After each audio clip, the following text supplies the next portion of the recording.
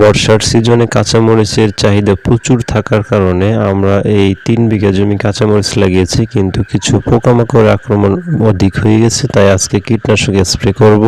আসসালামু আলাইকুম, S মাইগ্রো official চ্যানেলটিতে আপনাদেরকে অসংখ্য স্বাগতম। যারা আমাদের এই চ্যানেলটিতে নতুন তারা আগে আমাদের এই ফেসবুক চ্যানেলটিকে ফলো করবেন এবং ইউটিউব চ্যানেলটিকে সাবস্ক্রাইব করে বেল আইকনটি অন করে দিবেন, যাতে করে ভিডিও ছাড়ার সাথে সাথে পৌঁছে যায় আপনার কাছে। প্রিয় খামারি ভাইয়েরা, আমরা সবসময় আপনাদেরকে কৃষি সম্পর্কিত বিভিন্ন ভিডিও দেওয়ার চেষ্টা করি। আজকেও আপনাদেরকে কিছু ভিডিও দেওয়ার চেষ্টা করতেছি। আজকে আমরা আপনাদেরকে দেখাবো যে আমরা যে মরিচটা লাগিয়েছি, যেটি কাঁচা মরিচ বিক্রি করবো, সেই মরিচের কেমন ফলন হয়েছে বা কেমন প্রফিট হতে পারে বা এখন গাছগুলো কি অবস্থায় আছে সেটি আমরা আপনাদেরকে দেখানোর চেষ্টা করব। এখন পর্যন্ত আপনারা জানেন যে এই বর্ষার সিজনে যখন কাঁচামরিচটা কম পাওয়া যায় তখন এই মরিচটার অনেক চাহিদা থাকে বা অনেক দামে বিক্রি হয়। তবে এখন আমরা যে মরিচটা রোপণ করেছি এটি জিরা মরিচ বলে, এটার চাহিদা সবসময় ভালো থাকে, এখনো ভালো থাকবে ইনশাআল্লাহ।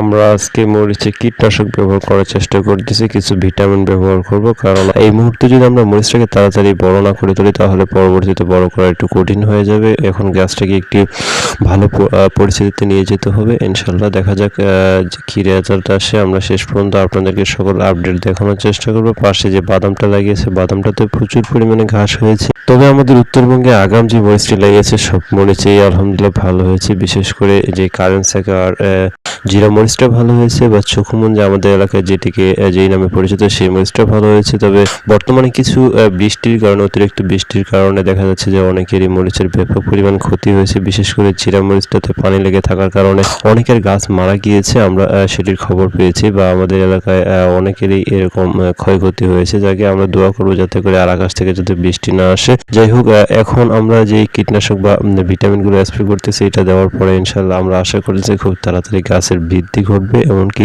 গাছের বৃদ্ধি ঘটলে প্রথম যে আমরা ফুলটা পাবো, ফুলটা যাতে না ঝরে যায় সেই ব্যবস্থা আমরা গ্রহণ করতেছি, যাতে করে ফুলটা আরেকটা জিনিস যেটি লক্ষ্য করা দরকার, যে যারা মরিচ আবাদ করবেন প্রথম যেই চালানটা থাকবে, প্রথম যে ফুলটা থাকবে সেটা যদি আপনারা ধরতে পারেন তাহলে ভালো একটা রেজাল্ট পাওয়া যায়। আসসালামু আলাইকুম।